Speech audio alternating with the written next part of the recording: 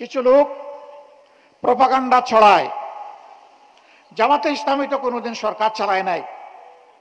এখন এই সংকটময় মুহূর্তে যদি জনগণ জামাতকে ভোট দিয়ে সরকার গঠনের সুযোগ দেয়, তাহলে তাদের তো অভিজ্ঞতা নাই, তারা দেশ চালাবে কেমনে? হ্যাঁ, আমরা স্বীকার করি আমাদের অভিজ্ঞতা নাই। কোন অভিজ্ঞতা নেই জানেন? জনগণের সম্পদ চুরি করার অভিজ্ঞতা আমাদের নেই। দলীয় কর্মীদেরকে দিয়ে চাঁদাবাজি করার অভিজ্ঞতা আমাদের নেই। শিক্ষা প্রতিষ্ঠানগুলোতে গণরুম কায়েম করে টর্চার সেল গঠনের অভিজ্ঞতা আমাদের নেই। সর্বপর্যায়ে মাথা থেকে পায়ের পাতা দুর্নীতি করার অভিজ্ঞতা আমাদের নেই। প্রিয় দেশবাসী, দুইবার স্বাধীন হলাম, কিন্তু সত্যিকার অর্থে আমরা স্বাধীনতার স্বাদটা পেলাম না। কেন পেলাম না? আমাদের মাটি কি উর্বর ছিল না? আমাদের জলসীমায় কি আল্লাহ সম্পদ দান করেননি? আমাদের মাটির নিচে কি আল্লাহ বিপুল পরিমাণ খনিজ সম্পদ রেখে দেননি? সমুদ্রের নিচে অকল্পনীয় সরকার সম্পদ কি আল্লাহ তাআলা আমাদেরকে দান করেননি? আল্লাহ তাআলা সবই দান করেছেন। তাহলে এত সম্পদ থাকা সত্ত্বেও আমরা বিশ্বের বুকে মাথা উঁচু করে দাঁড়াতে পারলাম না কেন? সকল দলই যখন ক্ষমতার বাইরে থাকে তখন কেন এই কথা বলে যে আমরা জনগণ স্বাধীনতার সুফল ভোগ করতে পারিনি? অর্থাৎ ক্ষমতার বাইরে যখন একটা দল থাকে, সেই দলও কোনো দল এই বাংলাদেশ শাসন করেছে। একতার মাধ্যমে তারা স্বীকার করে নিয়েছে তারাও জনগণকে স্বাধীনতার সুফল এনে দিতে পারে নাই।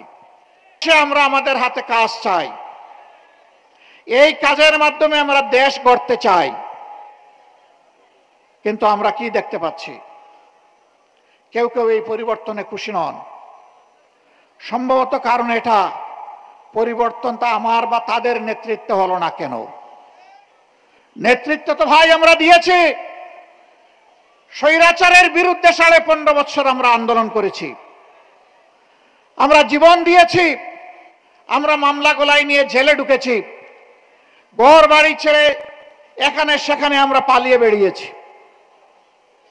অবশ্য বাংলাদেশ জামাতে ইসলামী দেশ ছেড়ে পালায় নাই, দেশের ভিতরেই আমরা মুহাজির ছিলাম, দেশের মাটিকে কামড়ে ধরেছিলাম, বুকে জড়িয়ে এখানেই ছিলাম, জেল বরণ করেছি, জীবন দিয়েছি, কিন্তু দেশ ছেড়ে আমরা পালাইনি। কারণ আমরা এই দেশকে, এই মাটিকে, এই মানুষকে আমরা ভালোবাসি। আমরা ভালোবাসার ঠিকানা ত্যাগ করতে পারি না। দেশের আপামর জনগণ পুরানা বস্তা পচা দুর্গন্ধময় সেই রাজনীতি আর চায় না। এই রাজনীতির আমূল পরিবর্তন চায়, সংস্কার চায়, নতুন বাংলাদেশ দেখতে চায়। নতুন বাংলাদেশ পুরাতন ফর্মুলায় আর চলবে না ইনশাআল্লাহ। নতুন বাংলাদেশ চলবে নতুন ফর্মুলায়। সেই নতুন ফর্মুলাটা কি? সেই ফর্মুলা হচ্ছে আগামীতে জনগণ আর কোনো দলের পক্ষপাত দুষ্ট কোনো সরকার দেখতে চায় না। জনগণ দেখতে চায় জনগণের সরকার, যেই সরকারের প্রত্যেকটি নিয়োজিত ব্যক্তি নিজের জন্য চিন্তা করার আগে জনগণের স্বার্থ নিয়ে ভাববে। জনগণের স্বার্থ জনগণের হাতে তুলে দেওয়ার পরে জনগণের অংশ হিসাবে সেও তার অংশ ভোগ করবে। যেই সরকার জনগণের ভাগ্যের পরিবর্তনের কথা বলে জনগণের সাথে প্রতারণা করে নিজের ভাগ্যের পরিবর্তন করবে না, যেই সরকার দুর্নীতিতে জড়াবে না, যেই সরকারের মদতপুষ্ট হয়ে কেউ চাঁদাবাজি করার দুঃসাহস দেখাবে না, যেই সরকারের সময় সমাজের সর্বক্ষেত্রে ন্যায় বিচার প্রতিষ্ঠিত হবে, নারী পুরুষ সকলেই সম্মানের সাথে শান্তিতে এই সমাজে বসবাস করে উন্নয়নের গর্বিত অংশীদার হবে, ভূমিকা রাখবে। পুরুষরাও রাখবে, নারীরাও রাখবে, নিরাপত্তা এবং সম্মানের সাথে রাখবে। এই নতুন ব্যবস্থাপনা বাংলাদেশের জনগণ দেখার জন্য মুখিয়ে আছে। আগামী ফেব্রুয়ারিতে রোজার পূর্বে যে নির্বাচন ইনশাআল্লাহ অনুষ্ঠিত হবে, সেই নির্বাচনে জনগণ যাদের কর্মসূচি সমর্থন করে, যাদের বক্তব্যে আস্থা রেখে তাদেরকে বাছাই করে নেবে, আমরা তাদেরকে অভিনন্দন জানানোর জন্য এখন থেকে প্রস্তুতি নিচ্ছি।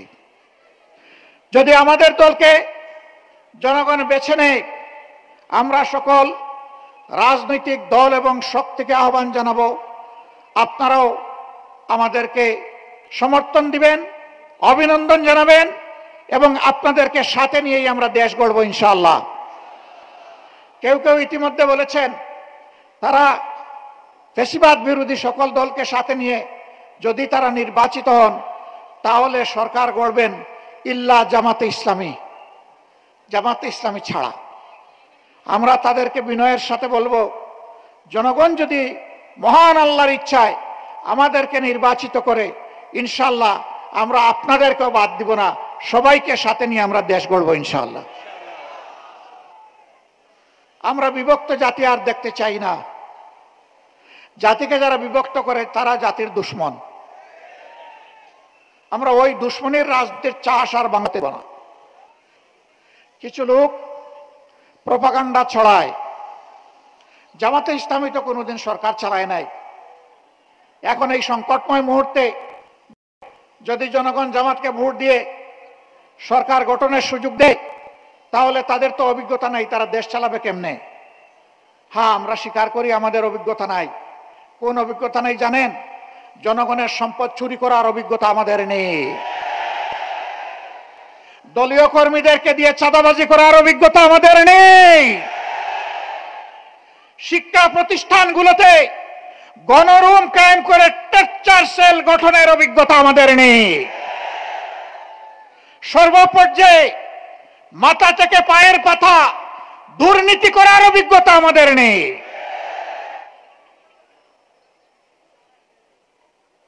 আমরা ক্ষমতায় যাইনি ঠিক আছে, কিন্তু 5 বছরের জন্য আমরা ছিলাম ক্ষমতার ছোট্ট অংশীদার। 2001 থেকে 2006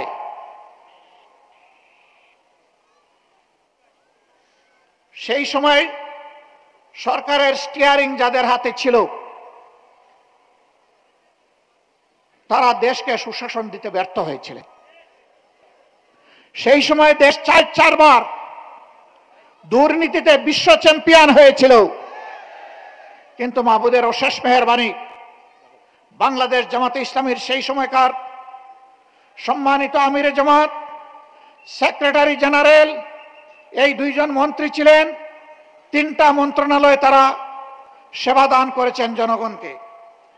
তাদের শাসনামল শেষে অনুবীক্ষণ যন্ত্র দিয়ে, টেলিস্কোপ দিয়ে তাদের কোনো দুর্নীতির স্বজনপ্রীতি ছিল কিনা তা আবিষ্কার করার জন্যে বিভিন্ন মহল ঝাঁপিয়ে পড়েছিল। আলহামদুলিল্লাহ, দুর্নীতি একটা সর্ষে দানাও তারা আবিষ্কার করেনি। এই 2 মন্ত্রীর 4টা হাতের 20টা আঙ্গুল আল্লাহ তাআলা সম্পূর্ণভাবে পরিচ্ছন্ন রেখেছিলেন। তারা প্রমাণ করেছেন।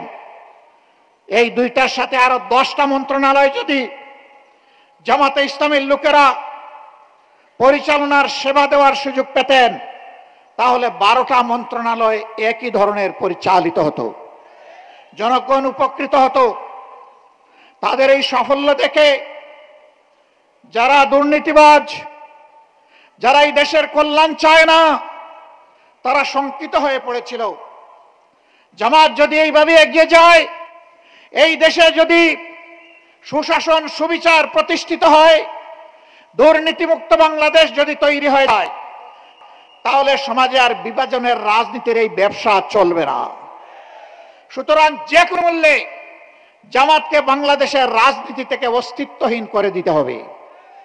তারা সেই ষড়যন্ত্র শুরু করেছিলেন।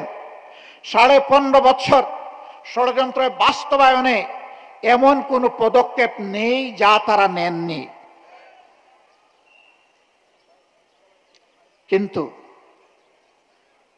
তাদের কোনো দুঃশাসনের সামনে, জুলুমের সামনে, অন্যায় আবদারের সামনে মহান আল্লাহ রাব্বুল আলামিন সাক্ষী, বাংলাদেশের 18 কোটি মানুষ সাক্ষী, বিশ্ববাসী সাক্ষী, জামাতে ইসলামীর নেতৃবৃন্দ তো দূরের কথা, সাধারণ একজন সমর্থকও মাথা নত করে নাই।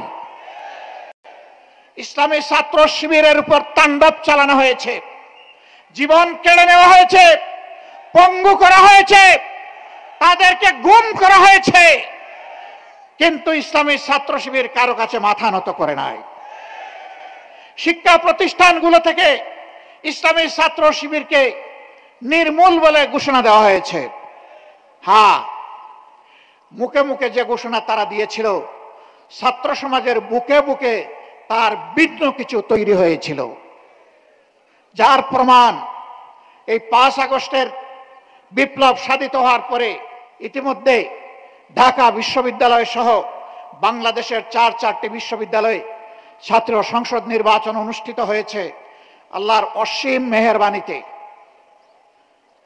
ছাত্র এবং ছাত্রীদের ভালোবাসা সিক্ত হয়ে ইতিহাসের নতুন রেকর্ড তৈরি করে ইসলামী ছাত্র শিবির তারা সফলতা অর্জন করতে সক্ষম হয়েছে। অপপ্রচার করা হয়েছিল ছাত্র শিবির পারবে না, ছাত্র শিবির জিতবে না, ছাত্র শিবির জিতবে ফেসবুকে, বুটে জিতবে অমুক দল। এই অপপ্রচার করা হয় নাই। কেন জিতবে না? বলা হয়েছিল তরুণ যুব সমাজ এদের আদর্শ পছন্দ করে না, এদের কার্যকলাপ পছন্দ করে না, ছাত্রীরা তো একেবারেই না, নস্যি। এই ধরনের অপপ্রচার করা হয়েছিল। সকল অপপ্রচারের মুখে আই মেরে ছাত্র সমাজ, ছাত্রী সমাজ প্রমাণ করেছে ছাত্র শিবিরই তাদের আস্থার ঠিকানা। যখন এই সফল নির্বাচনগুলো হয়ে গেল, এই সফলতা দেখে আবার অনেকে দিশাহারা হয়ে পড়ল। এবার জিকির শুরু হলো। এই নির্বাচনের কোনো প্রভাব জাতীয় নির্বাচনে পড়বে না। সাংবাদিকরা আমাকে জিজ্ঞেস করে, আপনারা কি মনে করেন? আমি বললাম, যে নির্বাচনের কোনো প্রভাব জাতীয় নির্বাচনে পড়বে না, সেই বিষয়ে আমাকে কেন প্রশ্ন করে সময় নষ্ট করছেন? যার কোনো প্রভাব পড়বে না, এই প্রভাব পড়াটা যারা সহ্য করে না, তারা টেলিভিশনে টক শোতে গিয়ে প্রতিদিন প্রতি রাত এত জিকির কেন করছে? এ কথাই প্রমাণ করে যে সবার আগে এই সংসদ নির্বাচনগুলোর প্রভাব তাদের মগজের উপরে পড়েছে, আর তার ইতিবাচক প্রভাব জনগণের হৃদয়ে পড়েছে। সম্মানিত বন্ধুগণ, এই রাস্তায় অনেকে সফল হতে পারবে না চিন্তা করে, জনগণের ম্যান্ডেটে আসতে পারবে না চিন্তা করে এখন কোনো কোনো জায়গায় পুরাতন সন্ত্রাসীরা নতুন রূপে আত্মপ্রকাশ করতে যাচ্ছে। কোথাও আমাদের প্রচার মিছিলে গুলি চালানো হচ্ছে, কোথাও মা বোনদের উপর হামলা করা হচ্ছে, কোথাও আমাদের প্রচার উপাদান উপকরণ সমূহ ছিঁড়ে ফেলা হচ্ছে, সরিয়ে ফেলা হচ্ছে। মা বোনদের উপরে আপনি যখন হামলা করবেন, মনে রাখবেন ওই মায়ের সন্তান আছে, ভাই আছে, স্বামী আছে, তার ইজ্জতের উপরে হামলা করার পরে তারা বসে থাকবে না। এইভাবে আপনাদের হামলা প্রতিটি মায়ের হৃদয়ে জামাতে ইসলামী, ইসলামী ছাত্র শিবিরকে পৌঁছায় দিবে ইনশাআল্লাহ। মসজিদের ভিতরে কোরআন চর্চা সহ্য করেন না, এর জবাব অতীতে যারা এমনটা করেছিল তারা পেয়েছে, আপনারাও পাবেন। পোস্টার ছিঁড়ে ফেলতেছেন, বিলবোর্ড উদাও করে দিচ্ছেন, লাভ হবে না। আপনি গাছের পোস্টার, লাইট পোস্টের পোস্টার, দেয়ালের পোস্টার, সুতোয় টানানো পোস্টার আপনি ছিঁড়তে পারবেন, কিন্তু জনগণের হৃদয়ে ভালোবাসার যে পোস্টার লেগে গিয়েছে সেই পোস্টার আপনারা ছিঁড়তে পারবেন না।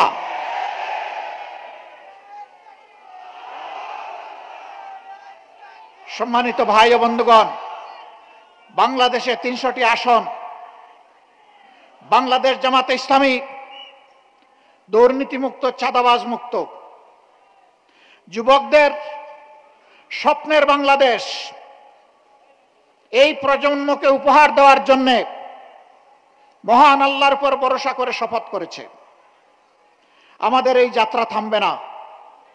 আমরা সরকারে গেলাম কি গেলাম না এটি বড় বিষয় নয়, আমরা জনগণের প্রয়োজনে পাশে আজ থাকতে পারলাম কি পারলাম না এটাই বিষয়।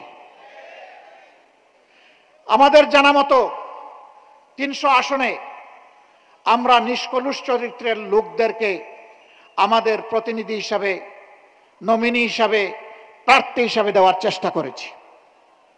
আমরা তরুণদেরকে এগিয়ে এনেছি। আমাদের অঙ্গীকার আগামীর বাংলাদেশ তরুণদের বাংলাদেশ। তরুণদের সেই স্বপ্ন পূরণের জন্য আমাদের যারা নমিনি তাদের 62% হচ্ছেন তরুণ।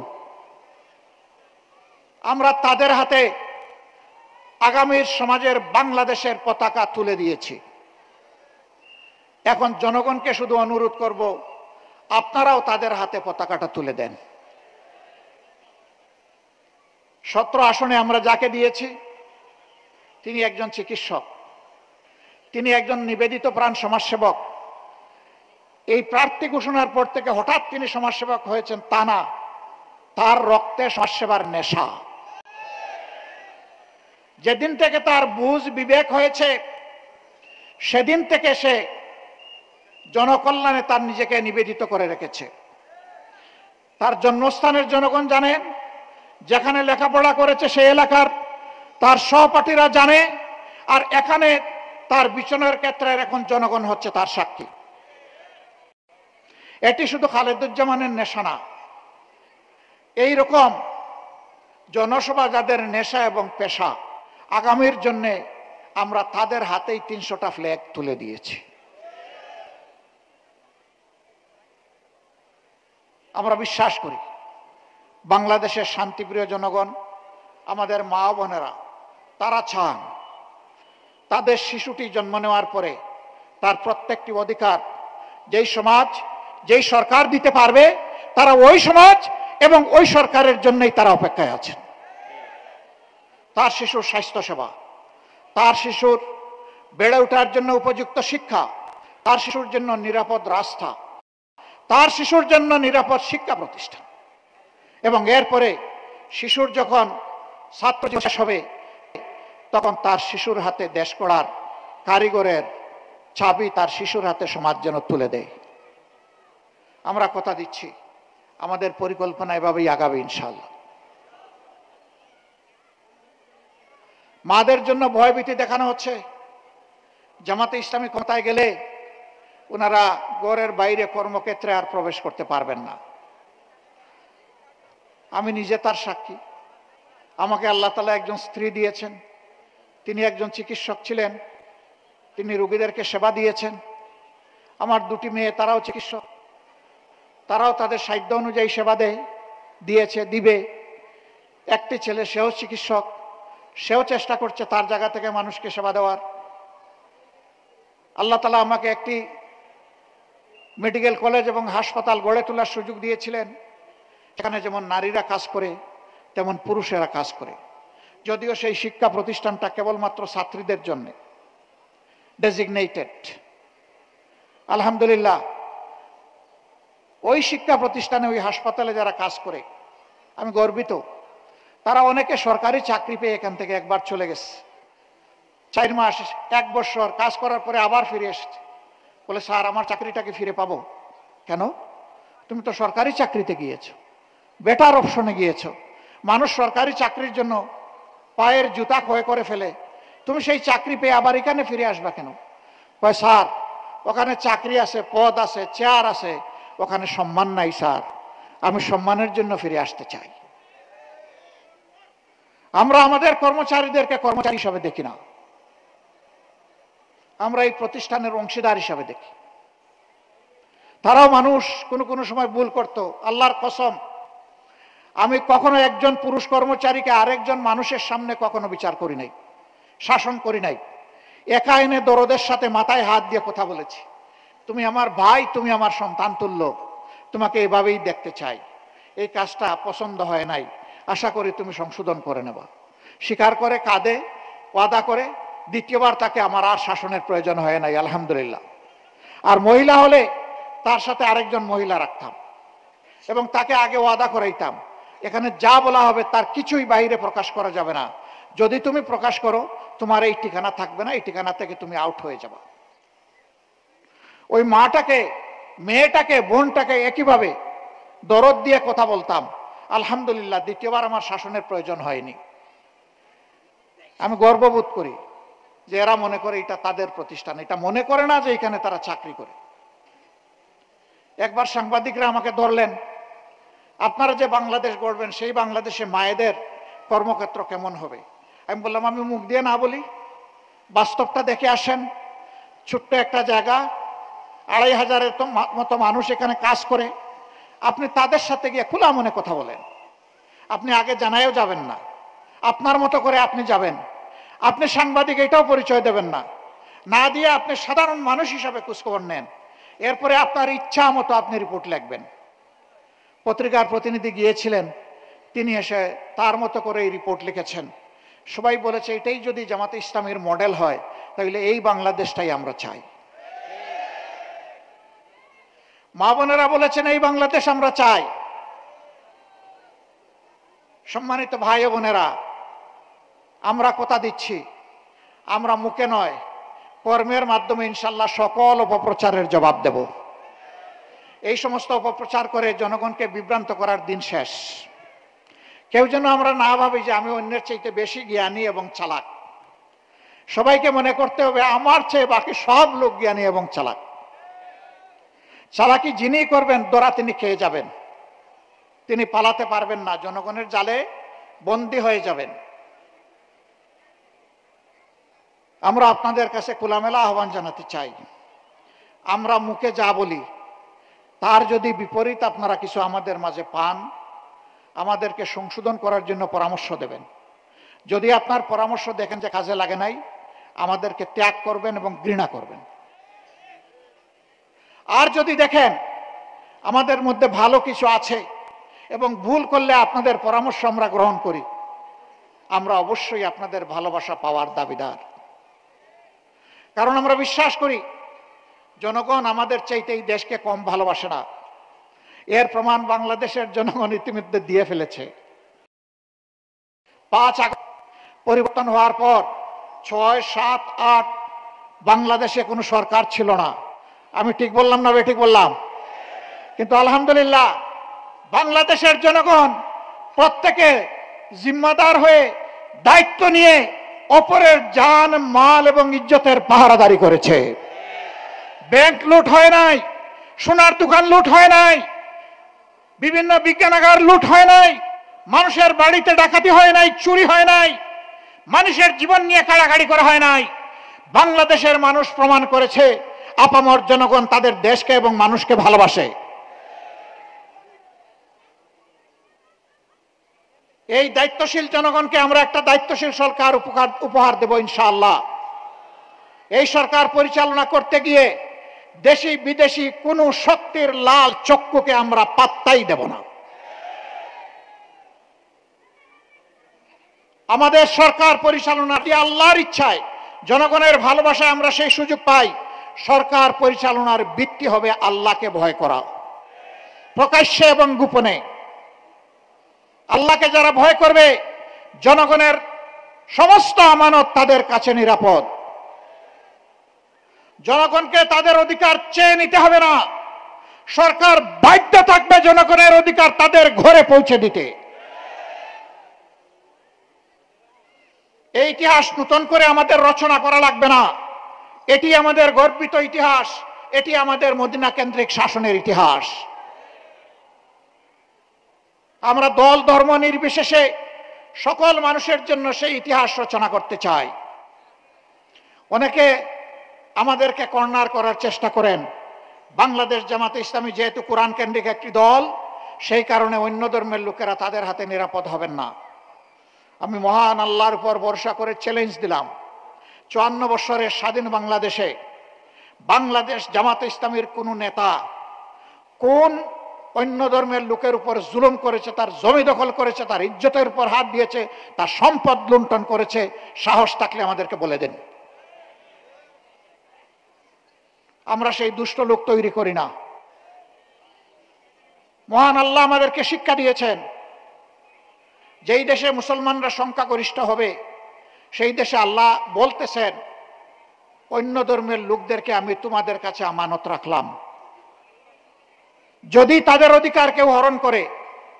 আল্লাহর নবী বলছেন, হাসরের দিন ওই মুসলিম নামের জালিমের বিরুদ্ধে আমার আল্লাহর দরবারে আমি হব বাদী, তার বিরুদ্ধে আমি করব মামলা দায়ের। আমরা আল্লাহ তাআলাকে ভয় করি, আমরা আমাদের এই সমস্ত ভাই বোনদেরকে সম্মান করি। ধর্মীয় কোনো বিশ্বাস ধারণ করা প্রত্যেক নাগরিকের নিজস্ব ব্যাপার, এখানে কোনো জোর জবরদস্তি চলবে না। আমি যেমন পছন্দ করব না আমার উপর কেউ তার ধর্ম চাপিয়ে দিই, আরেকজনও তেমন পছন্দ করবে না তার উপর আমার ধর্ম আমি চাপিয়ে দিই। এটা চাপাচাপির কোনো জায়গা নয়। তারা ইনশাআল্লাহ বাংলাদেশে নিরাপদ থাকবেন, যে বাংলাদেশ আল্লাহ যদি আমাদেরকে পরিচালনার তৌফিক দেন। এবং আগামী নির্বাচনে জামাতে ইসলামীর হয়েও তাদের কেউ কেউ ইনশাআল্লাহ সংসদ সদস্য পদে লড়াই করবেন। এর মাধ্যমে আমরা জাতিকে ঐক্যের জায়গায় আনতে চাচ্ছি, বিভক্তির ভেদের আকার কবর রচনা করতে চাই।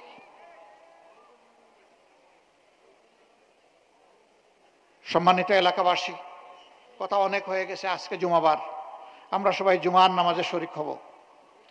যেই কথাগুলো বললাম সেই কথা সাক্ষী হয়ে গেলেন আল্লাহর আপনারা।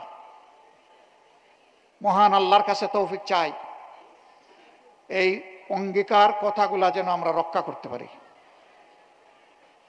আমরা কথা দিচ্ছি, বাংলাদেশ পরিচালনার দায়িত্বে যাই অথবা না যাই, দুর্নীতির বিরুদ্ধে আমাদের যুদ্ধ চলবে, কেউ আমাদেরকে থামাতে পারবে না ইনশাআল্লাহ। চাঁদাবাজদের বিরুদ্ধে আমাদের প্রতিবাদ এবং যুদ্ধ অব্যাহত থাকবে, কেউ আমাদেরকে থামাতে পারবে না।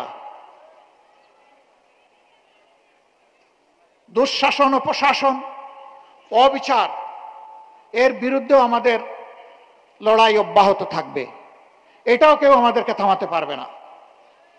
এই লড়াই সময়ে আমরা আপনাদের ভালোবাসা চাই, আপনাদের সহযোগিতা চাই, সমর্থন চাই, পাশে চাই, সাথে চাই। আল্লাহ প্রিয় দেশকে হেফাজত করুন। আগামীতে আল্লাহ তাআলা জনকল্যাণের একটা সরকার গঠন করার তৌফিক এই দেশবাসীকে দান করুন। সকল প্রকার দুঃশাসন, অপশাসনের কবল থেকে আল্লাহ তাআলা চিরতরে আমাদেরকে মুক্তি দিন। একটা মর্যাদাপূর্ণ জাতি হিসাবে বিশ্বের বুকে মাথা উঁচু করে বুক ছিটিয়ে দাঁড়ানোর তৌফিক আল্লাহ আমাদেরকে দান করুন। আপনাদের সকলের প্রতি গভীর কৃতজ্ঞতা, আন্তরিক অভিনন্দন এবং মোবারকবাদ জানিয়ে আমার বক্তব্য এখানেই শেষ করছি। আল্লাহ হাফিজ। বাংলাদেশ জিন্দাবাদ। বাংলাদেশ জামাত ইসলামী জিন্দাবাদ। আসসালামু আলাইকুম ওয়া রাহমাতুল্লাহি ওয়া বারাকাতুহু।